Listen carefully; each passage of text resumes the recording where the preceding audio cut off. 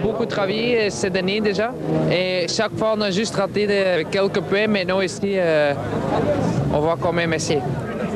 Aux côtés de Freddy, le presque ancien, voici le nouveau, François Duval, qui ressemble de plus en plus à un pilote d'usine. Quelle belle combinaison. Ouais. C'est qui ça? L'ancienne de Carlos. Bon, allez. Ok, on est au départ, François. Tout est bien, tout va bien, la voiture top? Ouais, ça va. Le check-down s'est pas trop mal passé. Bon, on a encore un petit peu de travail au niveau de la suspension. Sinon, ça va. Bon, on va voir un peu les conditions, si ça reste ensoleillé ou s'il va pleuvoir. Bon, s'il pleut un petit peu, ça sera pas plus mal pour la poussière, mais il faut pas que ça soit boueux, sinon ça va glisser beaucoup trop. Après la Suède et la Corse où il a brillé, voici le troisième rallye de François en focus. Cette fois, c'est sur une version 2002, identique à celle de Sainz et Macrae. Au shakedown, il a à nouveau impressionné en se classant parmi les 10 meilleurs. Brunet-Thierry n'a pas eu ce bonheur, mais il n'a pas non plus cherché à faire un temps. Il a été impressionné par le mauvais état des chemins délavés et ravinés par les orages violents. Il s'attend à un rallye impitoyable pour les mécaniques, une course par élimination. Question, sa 206 belge l'amènera-t-elle au bout du 200e rallye de sa carrière? Elle va bien, on a bien profité du shakedown pour l'adapter justement aux mauvaises routes parce que lors de nos essais, c'était peut-être pas assez défoncé, les routes, elles étaient trop propres. Donc on en a profité du shakedown ici pour un peu adapter les suspensions et on a bien amélioré le comportement de l'auto, oui. Carlos Sainz retrouve son copilote fétiche, Luis Moya, guéri de ses blessures de l'accident de Catalogne. Physiquement, ok. Oui, je vais voir après les 3 jours, mais pour le moment, ça va. Parce qu'avec Carlos, il y a beaucoup de travail. Hein. Avec Carlos, avec tous les pilotes, ce rallye, ça tourne beaucoup. Il y a beaucoup Carlos veut gagner, hein, ici. Hein, bien sûr, c'est pour ça qu'on est ici. Et la voiture, il va bien, on a gagné, ça fait 2 ans. La Ford, il a gagné l'année dernière avec Colin. La voiture, il marche dur bien dans ces rallyes. Pourquoi pas? Chez Ford, on croit dur comme fer qu'on va gagner, soit Sainz, soit Macrae, et c'est urgent pour se rapprocher un peu de Peugeot, qui domine, et de Gronholm, l'impérial leader du mondial. Gronholm va-t-il essayer de gagner ou de prendre des points? Question. Are you going to try to win or to try to catch points? Okay, it depends on how I can manage to drive tomorrow when I'm first on the road. If I'm losing a lot of time, then we have to see what I can do. But I hope we don't lose so much.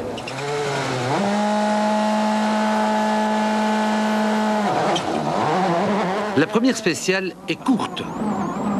À peine 11 km et demi. Gronholm la boucle en 9,23. C'est le chrono de référence 9,23.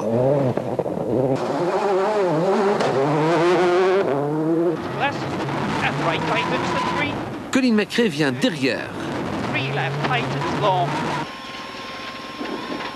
Into 6 left line.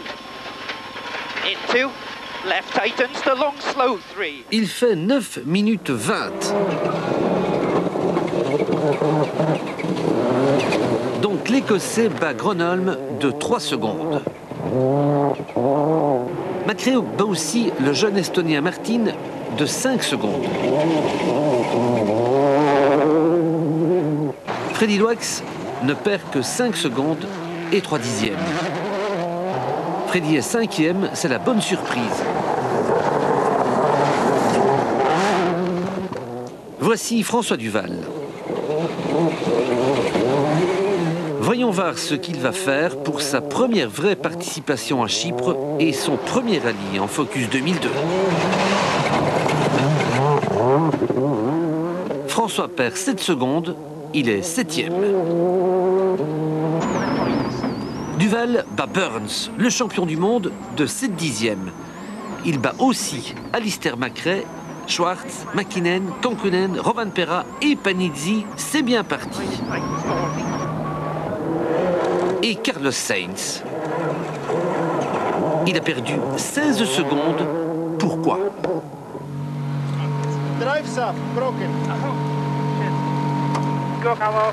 Sainz est déjà condamné car il a encore 2 spéciales à faire avant de pouvoir réparer. Si Sainz a déjà perdu 16 secondes, Bruno Thierry en perd lui 17. 17, c'est beaucoup. Un flou s'installe déjà sur sa prestation. Sa suspension ne paraît pas géniale. En route pour la 2e spéciale, elle fait 15 km. On attend le jeune Norvégien Petter Solberg qui déjà dans la première spéciale s'était intercalé entre Macré et Grenoble.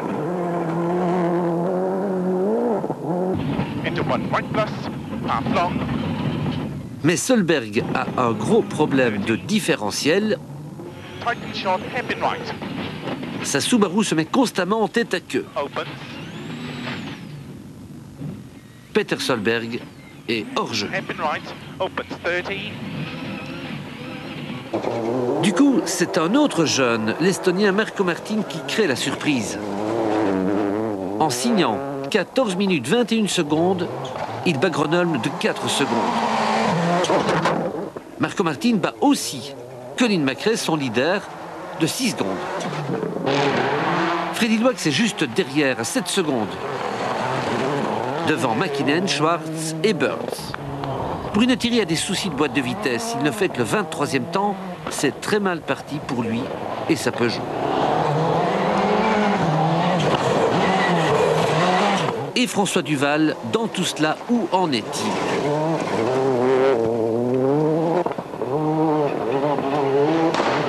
Il fait 14-18. C'est le meilleur temps. Le scratch.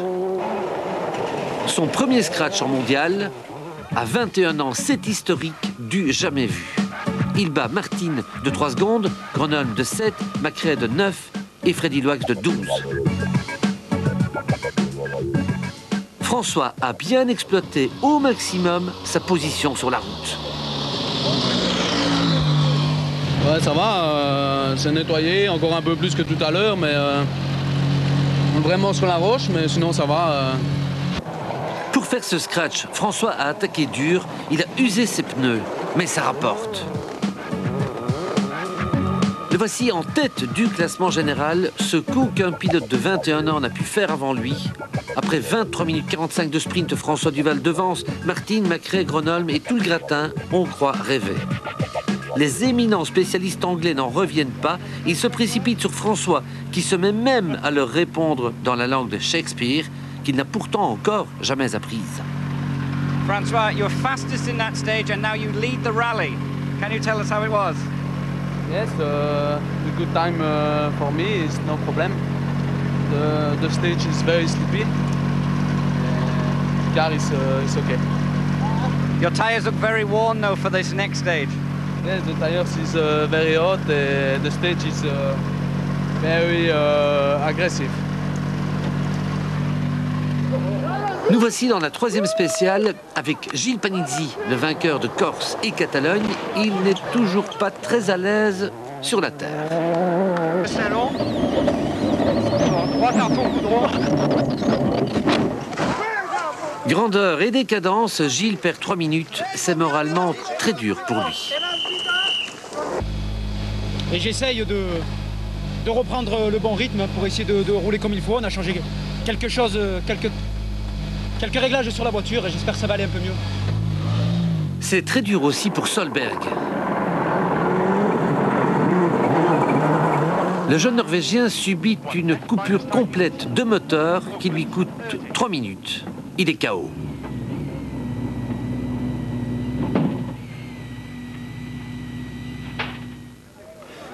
François Duval va-t-il répéter son exploit de la 2e spéciale? Non, il perd 10 secondes. Ouais, j'ai pas un tête à queue, marche arrière. Du coup, c'est le jeune Estonien Marco Martin qui gagne la spéciale, malgré un pneu crevé, mais il est reconnaissant. Écoutez.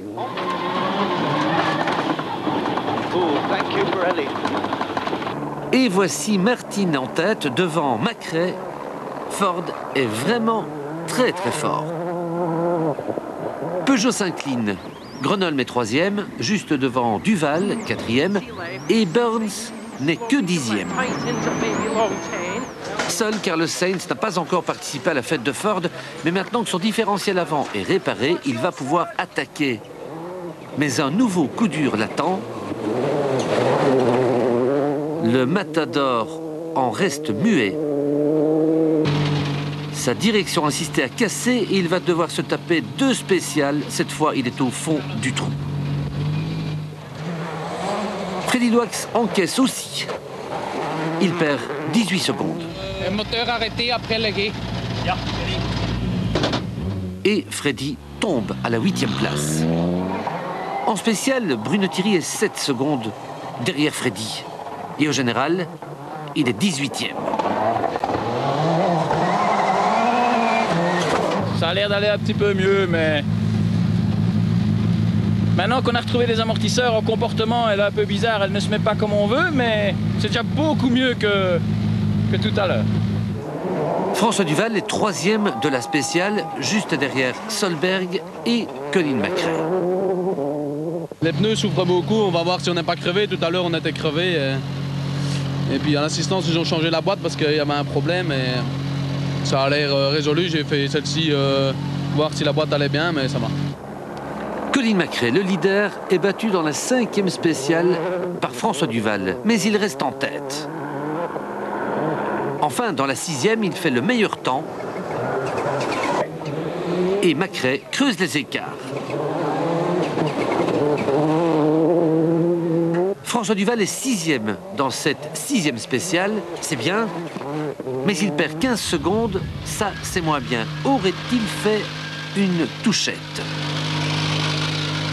Il y a 4 km qu'on est en panne, on est au ralenti, la voiture elle crève comme si elle était en panne d'essence.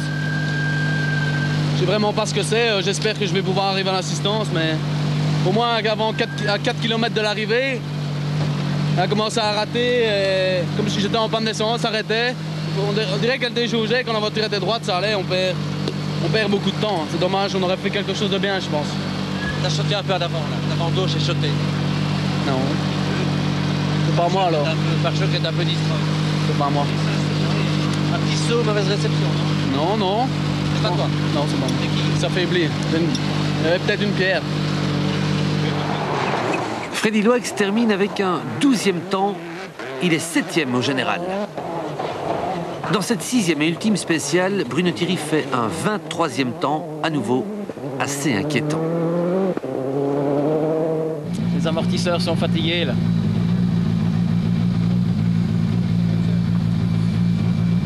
Je sais pas ce qu'il y a lieu de faire. Ils tiennent pas le coup. Bruno est 22e au général, loin en dessous du niveau espéré. Il a perdu 5 minutes sur Freddy Loax et presque 6 sur Duval, qui, aux yeux des étrangers, est la révélation. Pour moi, tout ça, c'est un peu, je vais dire, naturel. Et c'est vraiment bien. Être 4e au général pour une première fois ici, avec une WRC, c'est super. Et en plus, un premier temps, bon, c'est vrai qu'on avait bien roulé. Mais on verra demain. Hein. Demain, ce sera encore des plus longues spéciales et peut-être faire un peu moins de piège gauche pour avoir du frein jusqu'à la fin des spéciales. Demain, essayer de trouver une solution pour que ces amortisseurs tiennent le coup parce que les routes sont vraiment très mauvaises et ça trinque énormément. Ok, demain. À bloc et on verra. Classement de ce jour chaud. Regardez d'abord en bas. Freddy est 7e, derrière Ericsson et un discret McKinnon. Duval est 4e à seulement 4 secondes de Martin. Gronholm est 2e, derrière Colin McRae, le vainqueur de Chypre 2001. So Colin, was a fantastic day for you, a day like that? Yeah, it's a good day. We haven't had a day like this for a long time, so it's nice to be back in front and to be competitive. Any black point during this day? No, for me, nothing. No, it's everything's going very well. The car's good, it's strong. Looking forward to tomorrow. Le ciel est menaçant sur l'île de Chypre au soir de cette première journée. On annonce pour demain peut-être un peu de pluie. Voyons voir si Colin McRae peut regarder la tête du classement général et voyons voir également comment nos 3 Belges vont se comporter s'ils garderont leur cap. 8 spéciales et 145 km au menu. En ce jour gris, Carlos Sainz se venge. Il gagne les 2 premières spéciales.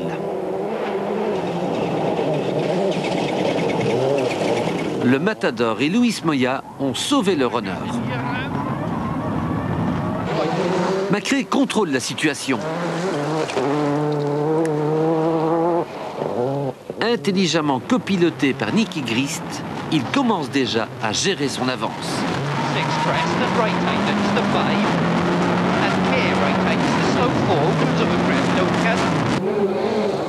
François Duval est un peu en recul. Il fait d'abord un 9e temps, et puis un 14e.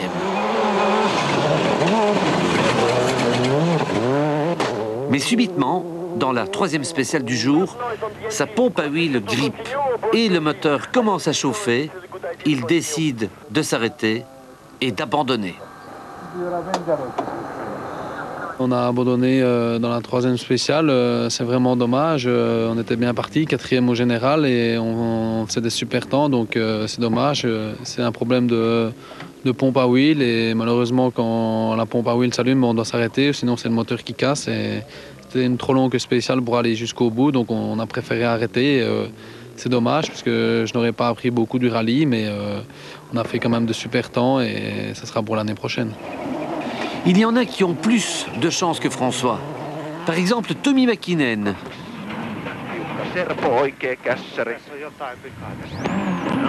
Son moteur cafouille et cale, mais il repart et gagne la spéciale suivante, sa première victoire partielle depuis le début.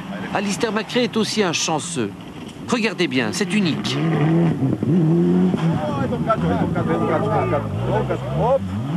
Il est tombé en contrebas, les spectateurs le remettront sur ses roues sans dommage aucun. Rovanperä a aussi un moment de chance. Il roll, comme on dit en anglais, et se fait bien peur.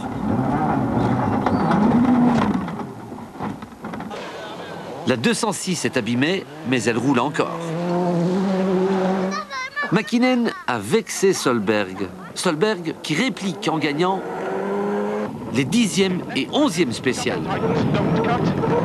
Subaru revit.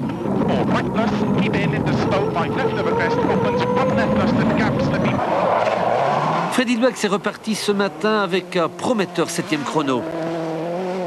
2 autres chronos positifs le rassurent. La 6e place finale est à sa portée.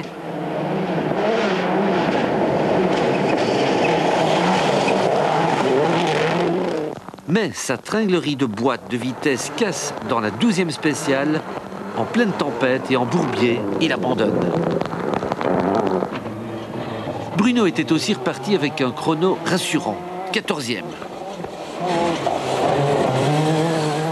Mais au fil des kilomètres et des spéciales, ces amortisseurs perdent leur efficacité.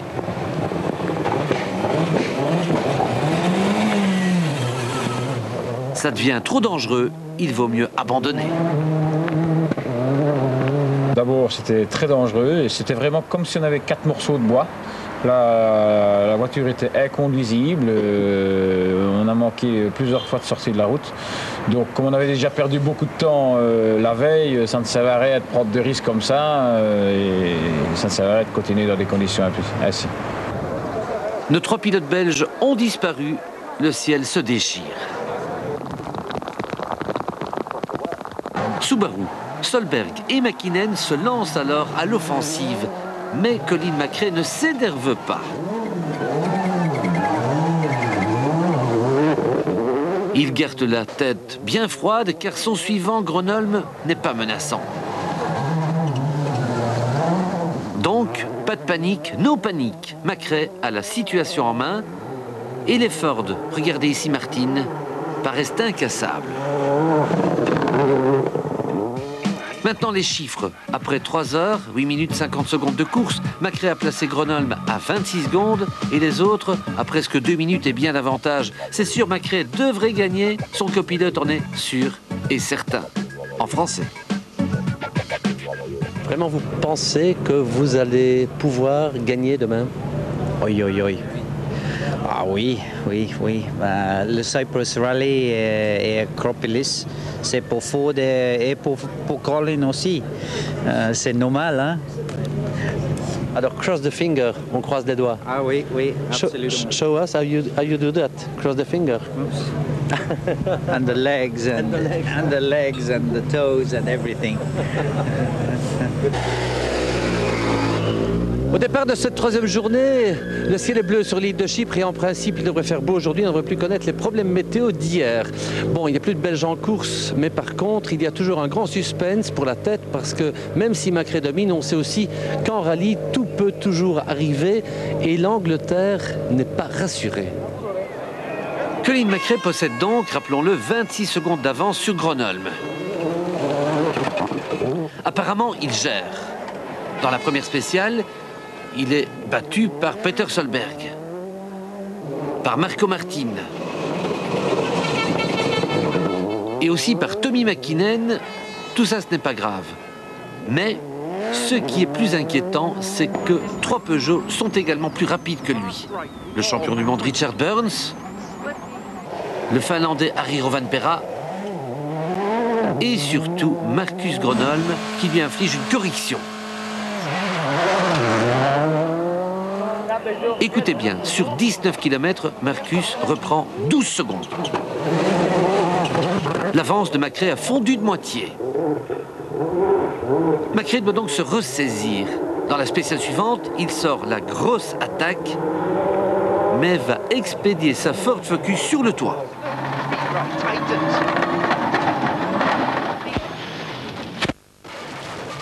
C'est le coup de théâtre, mais loin de s'effrayer, McRae se contente de constater tranquillement les dégâts. No panique. Unfortunately, he just pushed a bit too hard and caught the inside of a corner and rolled over. L'explication, juste avant McRae, son équipier Martin passait par là et il est lui aussi parti en tonneau dans le même virage.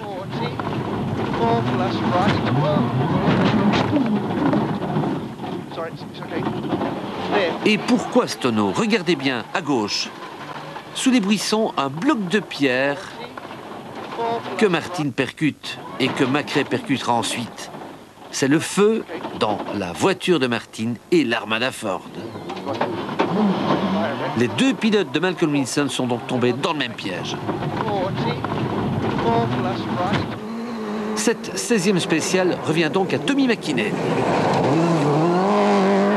Le Finlandais devance les 3 Peugeot officiels. Harri Rovanperä emmène le trio des voitures françaises. Il précède Richard Burns, toujours en lutte pour le podium. Marcus Gronholm est 4e de cette spéciale et pour la première fois depuis 2 jours, il prend la tête du rallye avec 6 secondes d'avance sur Colin McRae. L'Écosse avait fêté un peu trop tôt, maintenant il commence à frémir.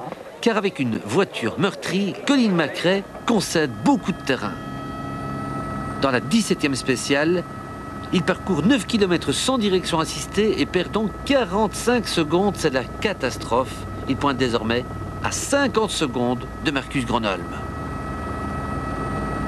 Pendant que l'assistance Ford va travailler d'arrache-pied sur la Ford Focus de l'Écossais, Marcus Gronholm, cependant, ne crie pas encore victoire. Colin rolled, so that was the reason. But okay, I won also him on the first stage quite a lot. I don't know why. My drive was not especially good. Il reste 3 spéciales. Y aura-t-il un arc-en-ciel dans le ciel obscurci de Colin McRae? L'Écossais repart à l'assaut des 41 derniers kilomètres. Il devrait reprendre plus d'1 seconde au kilomètre à Gronholm, c'est beaucoup. Et la pluie a refait son apparition. Colin joue aux équilibristes. La Ford Focus virevolte d'un virage à l'autre. Mais l'incroyable se produit à nouveau. Regardez.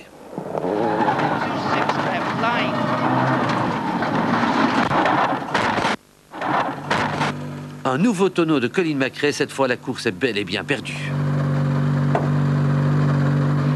I think we dropped about 2 minutes. I'm not sure what position we are, but we've got no wipers, that's the problem, so I hope the rain stays off. McRae bascule profondément à la 7e place, c'est la touche écossaise.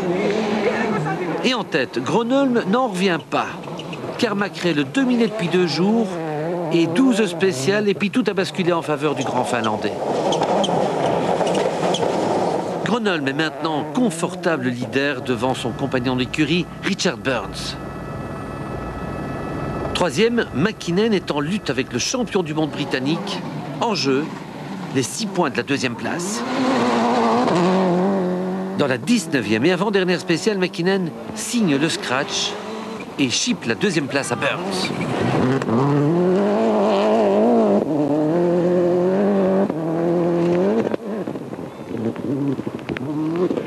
Ja oikein nopea plus aukeaa iso kivi sisällä. 7. Paha oikea aukeaa heti varos sisä. 3. Mais dans une ultime contre-attaque, Burns saute Mäkinen. Grâce à cette deuxième place gagnée in extremis, il offre le doublé à Peugeot.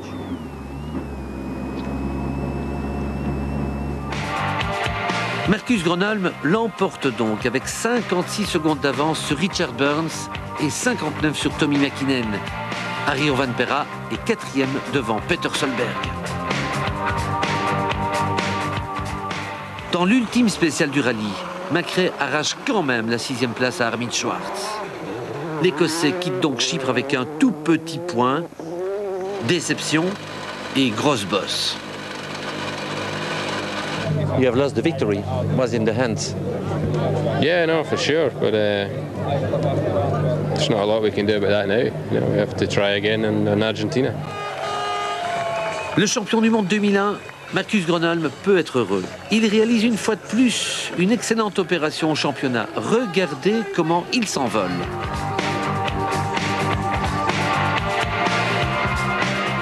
Il a maintenant 31 points, soit 11 de mieux que Panizzi, mais surtout 12 de plus que Burns. Mäkinen n'a que 14 points, Sainz n'en a que 9 et McRae n'en a que 6 petits. Chez Peugeot, on peut se féliciter et s'embrasser, ça fait encore une victoire de plus. Regardez comment Peugeot surfe littéralement sur le mondial des rallyes 2002. L'équipe française a 41 points d'avance sur Ford et sur Subaru, ex-aequo à la 2e place. À Chypre, Subaru, l'équipe bleue, qui pourrait, avec Ford, faire peut-être un jour douter Peugeot, a pourtant eu des motifs de satisfaction avec la 2e place de Mäkinen d'abord, et ensuite avec les 6 scratchs de Peter Solberg. Le jeune Norvégien était bien le pilote le plus rapide de tous, mais des soucis électriques l'ont considérablement ralenti. It could have been a very good rally, you know. Still, I got points at the end for the team and for myself. But still, it could have been so good to have a little bit more luck, especially the first day. Notez bien cependant que la malchance de Solberg n'est rien à côté de la malchance que François, Freddy et plus tard Bruno Thierry ont connu. Ils sont effectivement les seuls à ne pas avoir fait de tonneau. Bien voilà, c'est avec cette image symbolique de Colin McRae, leader du rallye de Chypre, puis qui bascule et qui perd tout en quelques fractions de seconde, que se termine notre film reportage complet sur cette 5e manche du championnat du monde des rallyes. Ford, pour l'instant, c'est certain, à la larme à l'œil, mais c'est aussi qu'il peut se reconstruire très bientôt en Argentine. Pas encore terminé pour cette Champions aussi, puisque maintenant on passe à l'actualité, et elle est très circuit avec d'une part Zolder, et d'autre part Francorchamps avec les VW Fun Cup. À Francorchamps, sous le soleil, la 2e manche de la VW Fun Cup a remporté un franc succès. C'est la numéro 11 CBR CTB du trio Boucha, Le Swan, Abrahams qui s'est finalement imposée.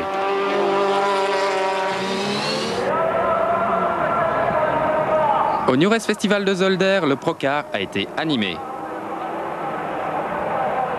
L'homme du week-end, c'est lui, il s'appelle Nicolas Stellandre sur Ford Mondeo.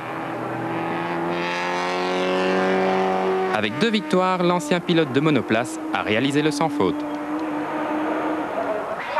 À Zolder toujours, les spectaculaires Toyota Yaris ont animé le week-end. Jean-Christophe Liard y a remporté sa première victoire.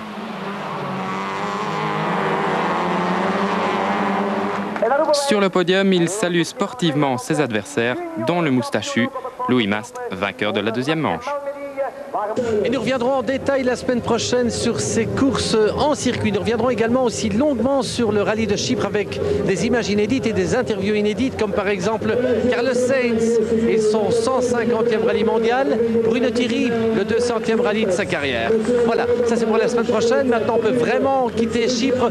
Chypre où François Duval a porté très haut les couleurs de la Belgique. Ça vous a certainement fait énormément plaisir. Et puis c'était d'une façon élégante, peut-être, qui sait, de fêter la 400e émission de Champions.